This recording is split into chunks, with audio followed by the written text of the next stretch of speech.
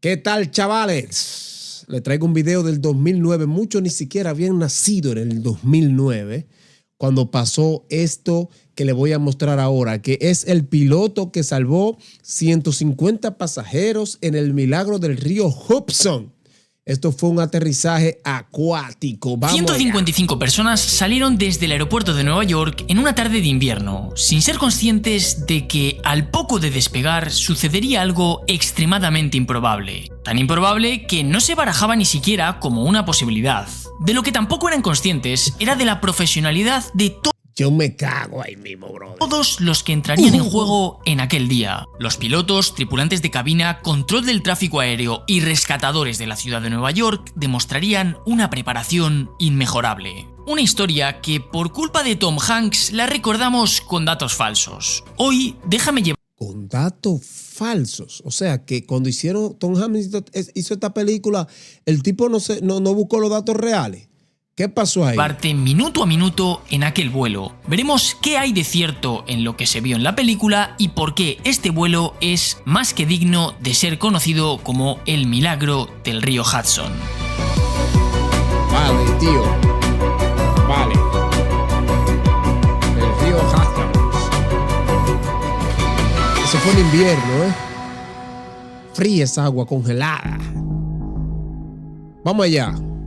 El 15 de enero de 2009 era una mañana fría y con unas capas de nubes sobre la ciudad de Nueva York, un día típico de invierno. Al mediodía el termómetro marcaba 5 grados bajo cero y esto de la temperatura iba a ser determinante para lo que sucedería pocos instantes después. Tan solo 8 años atrás, la ciudad de Nueva York se convirtió en el centro de atención por culpa de los ataques de septiembre de 2001. Pero aquella ciudad estaba a punto de ser de nuevo el centro de atención, pero esta vez por algo bueno. A las 3 de la tarde, un Airbus A320 de la aerolínea US Airways se preparaba para despegar desde el aeropuerto de La Guardia, a tan solo 5 kilómetros de la isla de Manhattan, repleta de rascacielos. La aeronave de aquel día llevaba casi 10 años en operación. En aquel vuelo irían a bordo 150 pasajeros, 3 miembros del personal de cabina y 2 pilotos, sumando un total de 155 personas. El capitán, sentado en la izquierda, era Chesley Burnett Sullenberg, también conocido como Sully, de 57 años y con 19.663 horas de vuelo a sus espaldas. Además, antes de ser piloto comercial, había sido piloto de la Fuerza Aérea de Estados Unidos. Coño, con razón.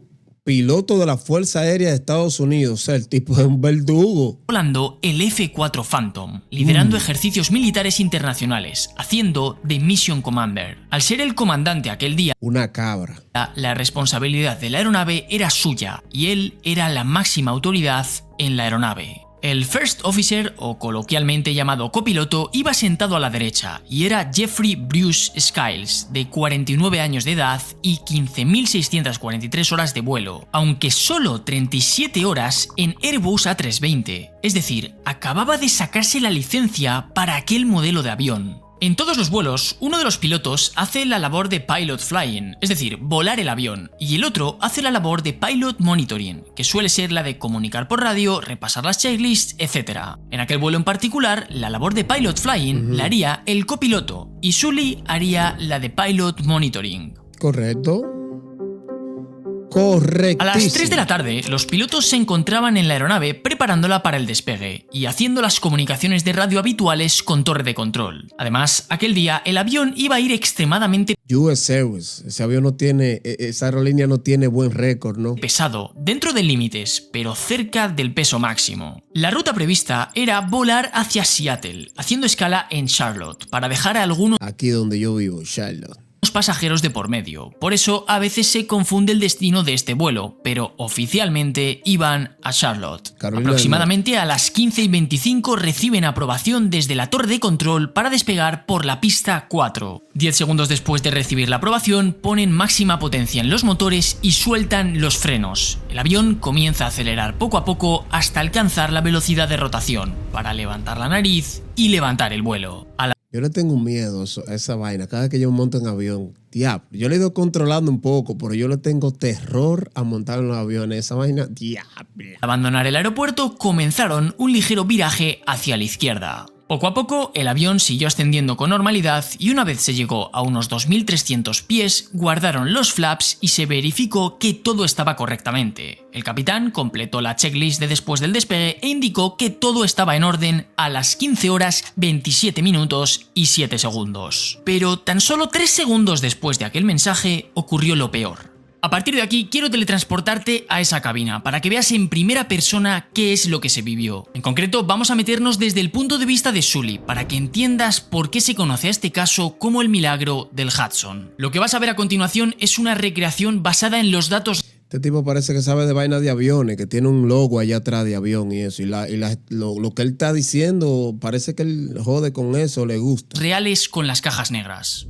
Tras completar la checklist de después del despegue, ves una bandada de pájaros, así que avisas rápidamente al copiloto, pero ya es tarde. De repente notas varios impactos en el avión, acompañados de un ruido similar al de unas explosiones. Además, un par de segundos después, sientes un frenazo brusco y el ruido de los motores comienza a disminuir rápidamente. Nunca has sentido algo así. Miras el indicador de los motores y ves cómo la potencia de uno de ellos comienza a bajar, así La mierda al pecho ahí mismo.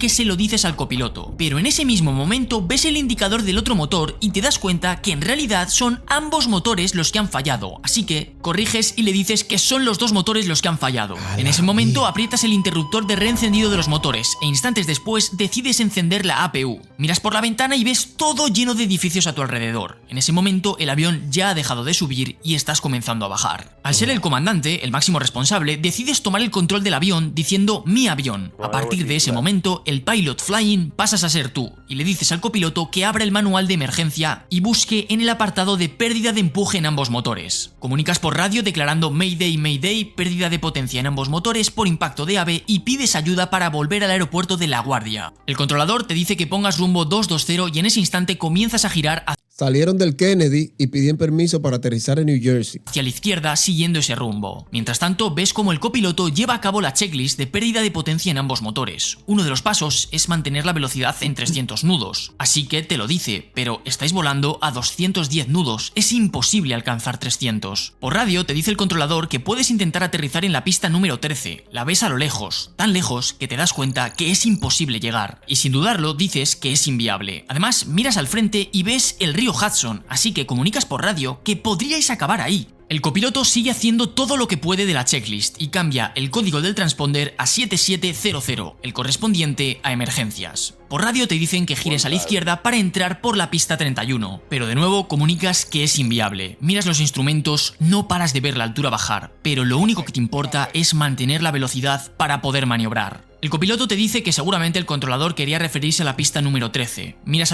A todo esto, todo el que viene montado en el avión, yo me imagino, my brother, me imagino. alrededor y a tu izquierda ya has asumido que no vas a llegar. Al frente tienes Manhattan con todos los edificios, pero recuerdas que a la derecha está el aeropuerto de Tetéboro. Preguntas por radio y te dicen que si quieres probar a ir allí. Dices que sí. En ese momento estás volando sobre el río Hudson. Tienes unos segundos de pausa mientras esperas que el controlador te diga qué dirección tomar, así que aprovechas para comunicar a los pasajeros Brace for Impact. De fondo se escuchan múltiples alarmas del avión y en la pantalla del ECAM salen múltiples fallos en rojo. El copiloto sigue haciendo todo lo que puede para encender al menos un motor, pero nada da resultado. De pronto por radio te dicen que puedes aterrizar en la pista número 1 de Tetéboro, pero comunicas que es imposible. Sabes que no llegaríais. No hay tiempo, no llega. Cae en los edificios. El copiloto te pregunta si quieres reiniciar el motor número 1 al ver que no está dando potencia y le dices que sí. En ese momento te preguntan por radio que a qué pista de Tetéboro quieres ir y respondes que vais a ir al Hudson. El controlador no parece haberlo entendido y te pregunta que qué has dicho. Pero no contestas porque estás demasiado ocupado manteniendo la velocidad por encima de la pérdida. En ese momento le pides al copiloto que ponga los flaps. El controlador te sigue dando opciones de pistas, pero ya has asumido que no vas a llegar, así que esa información ni la procesas. En el avión comienzan a sonar alarmas de que el suelo está demasiado cerca, que asciendas. En cuanto los flaps han terminado de bajarse, el copiloto te pregunta si quieres poner más flaps, pero le dices que no, que los vais a mantener en 2. Aprovechas para preguntarle si tiene alguna idea, pero te dice que no. La velocidad es ya muy baja y estás a escasos metros del río. Le dices al copiloto que se prepare para el impacto y en los próximos 5 segundos el avión impacta con el agua.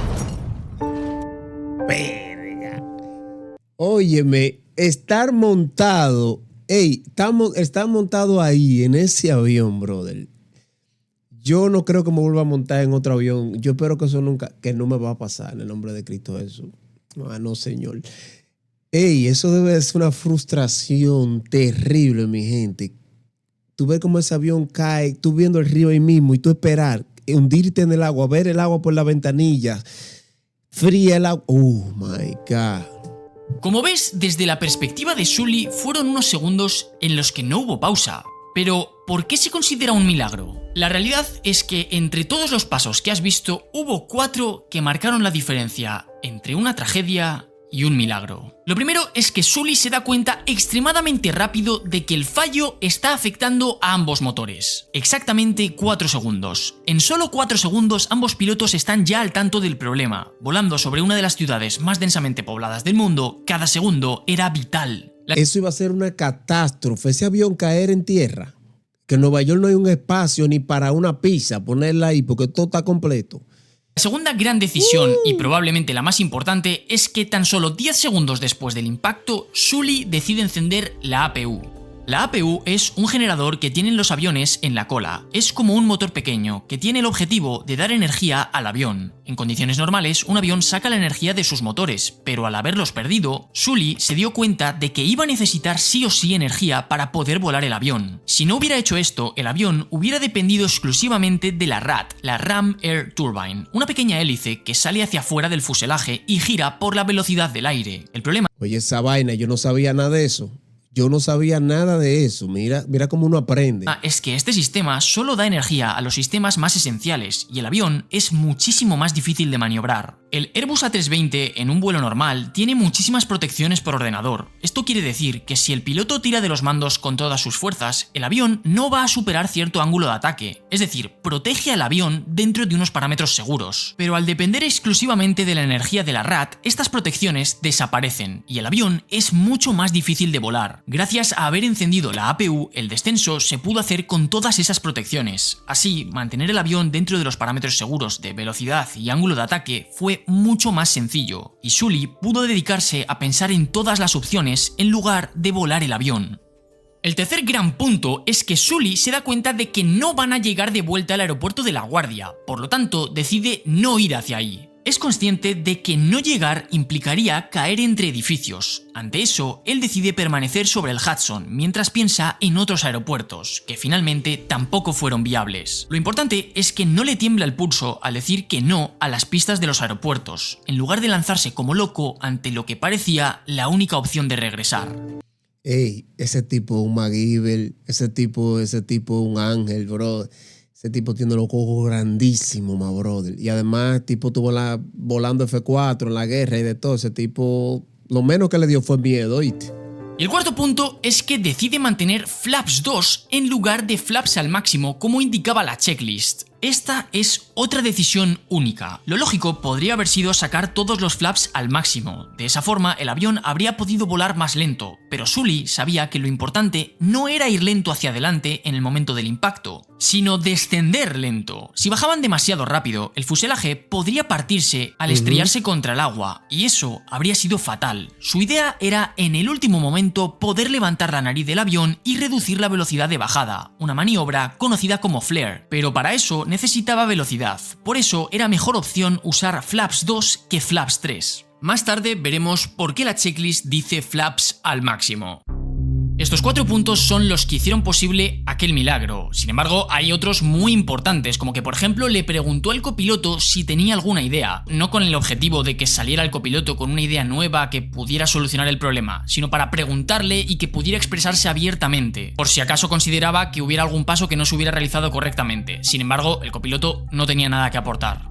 Tras el accidente, se llevó a cabo el copiloto tenía su pamper cagado ya. Una investigación para evaluar todas las decisiones que se tomaron aquel día. Precisamente por esto la aviación es tan segura, porque incidentes graves se estudian con los mismos recursos que si hubiera sido un accidente de 155 víctimas mortales. Con esta investigación se quería evaluar si las decisiones fueron las correctas y luego ver qué aprendizajes se podían sacar. Para esto se llevaron a cabo varias pruebas en simuladores de vuelo, replicando las mismas condiciones desde el momento del impacto y variando las decisiones del piloto, para ver qué habría pasado si se hubieran tomado otras decisiones. El avión tuvo el impacto en esta zona cuando estaban volando con esta dirección, a unos 2.800 pies de altura y 210 nudos de velocidad.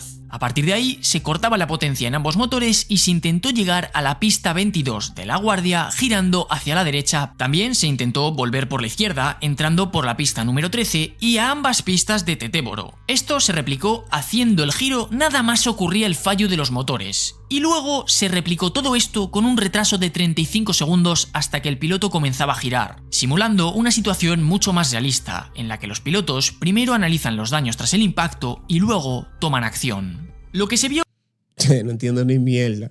es que si hubieran dado la vuelta en el instante de tener el fallo, sí hubieran llegado a aterrizar en el aeropuerto de La Guardia. Sin embargo, al dejar esos 35 segundos de retraso, ningún piloto de todos los que lo probaron en el simulador consiguió llegar, y al aeropuerto de Tetéboro no llegaron ni siquiera girando en el momento de tener el fallo. A pesar de que volver al aeropuerto de La Guardia se demostró físicamente posible, en la realidad, cuando hay un fallo con un avión comercial, los pilotos primero evalúan qué es ese fallo, en qué puede estar afectando. Y eso, lógicamente, Eso toma tiempo. lleva unos cuantos segundos. Por lo tanto, no es realista la situación de darse la vuelta inmediatamente. La aviación no funciona así. Bajo ninguna circunstancia habría un problema en la cabina y los pilotos darían media vuelta sin mirar qué está pasando. Por lo tanto, se demostró que Sully tomó la mejor decisión quedándose por encima del río. No, bacano, es que eso fue Dios. Dios, cuando usted no está para morirse ni nada de eso, y esa gente se iban a salvar, Dios le puso ahí, vea, pap, en el disco duro de ahí, de su cerebro, puf, esto es lo que hay. Otro Eso nada más viene de Dios, papi. punto relevante es que Sully fue piloto militar. En concreto voló el caza F-4 Phantom, una aeronave diseñada en los años 50, por lo que no había ningún proceso automatizado. En esos años, Sully no solo aprendió a volar, sino también a combatir en el aire, donde hay cientos de factores en cada momento. Pero es que Sully no fue un piloto de combate normal, fue Mission Commander. Este es el avión jefe de una formación de cazas, que tiene que analizar en todo momento la situación del campo de batalla mientras realiza su propia misión para mandar sobre los otros aviones. O sea, es el que lleva la tutela, es el que dice por aquí no, por aquí sí, y el cerebro pensante, es el que estaba al mando de la tropa.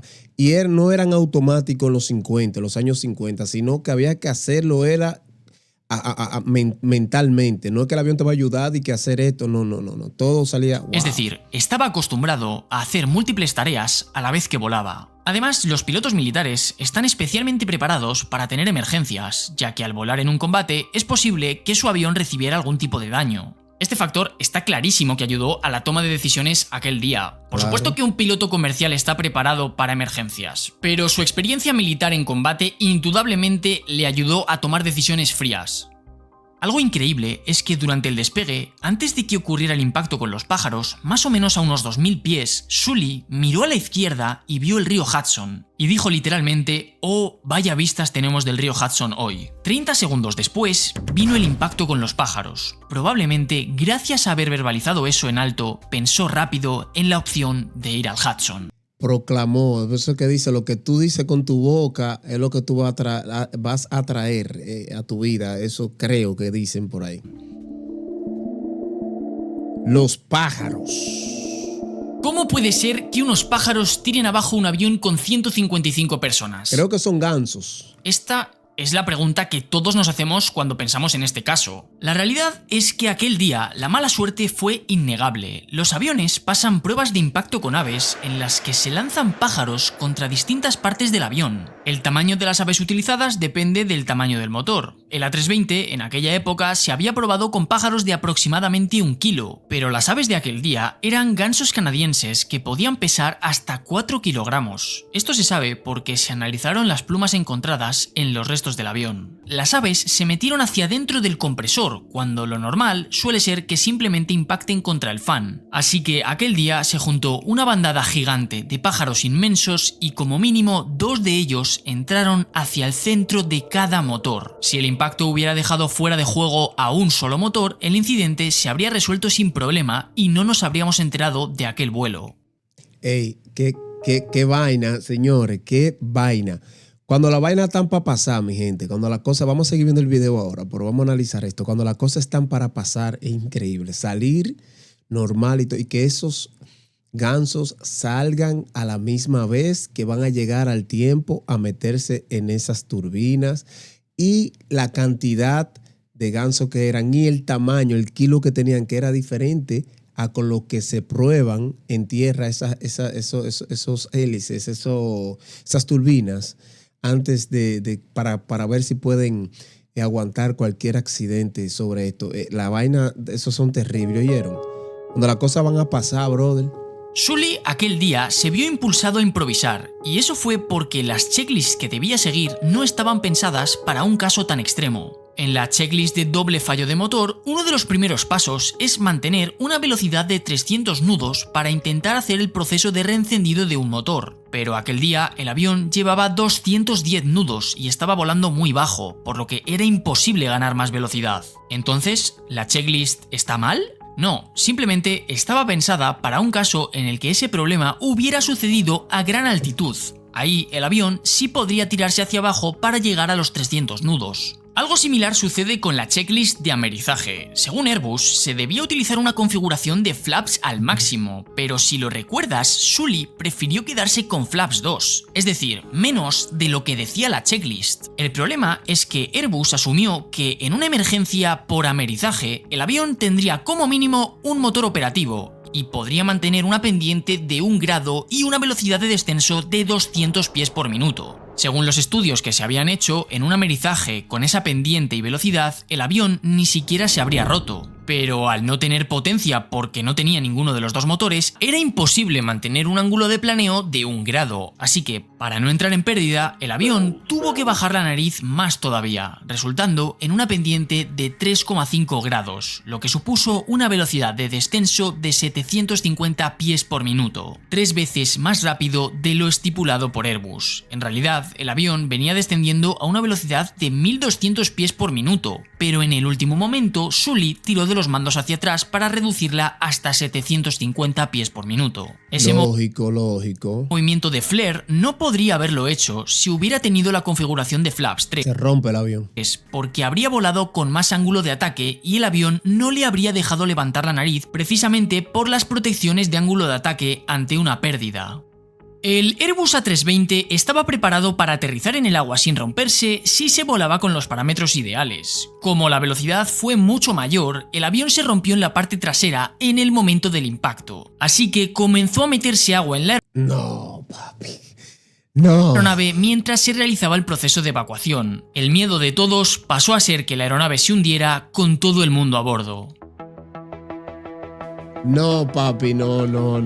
Durante la evacuación, la tripulación de cabina organizó el proceso a la perfección y en pocos minutos todo el mundo abandonó la aeronave por las puertas delanteras y las del medio. Las puertas traseras quedaron bloqueadas por el impacto. La gente comenzó a quedarse sobre las alas y otros se quedaron en las rampas. Recuerdo eso como ahora mismo. Yo estaba visitando a la hija de un amigo mío que tuvo un accidente, la niña, él con el carro y eso, mi compadre Fausto. En un hospital, en una clínica de Santiago.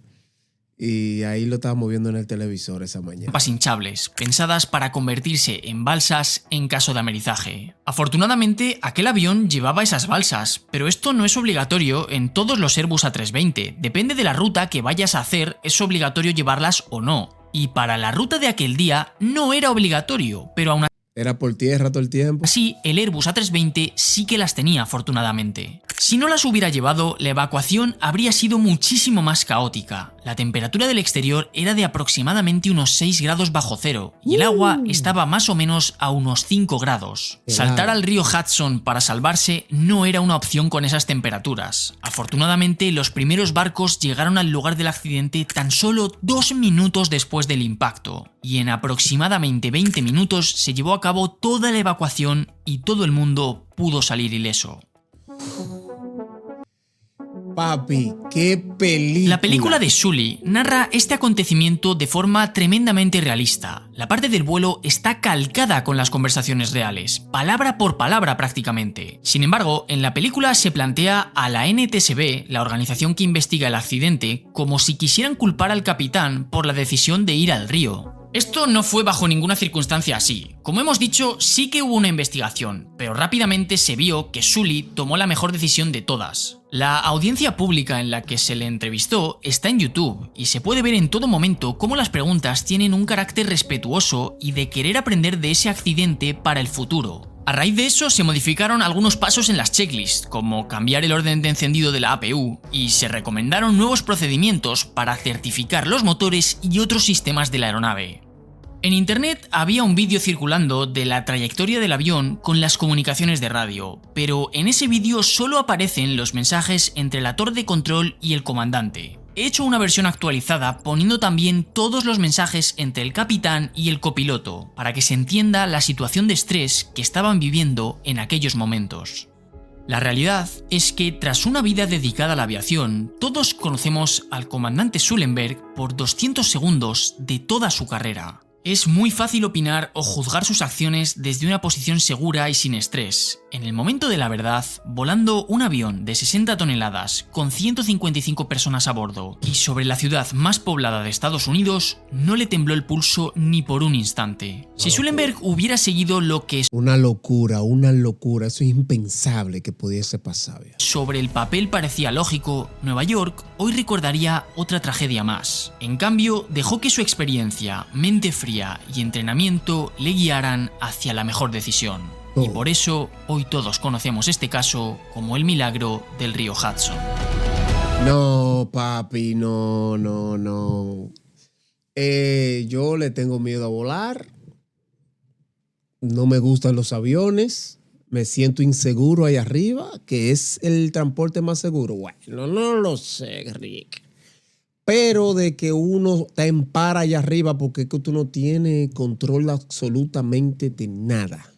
Solo de unos pilotos que te dicen, nos vamos a joder, o si queda la vaina, pero casi nunca se queda bien.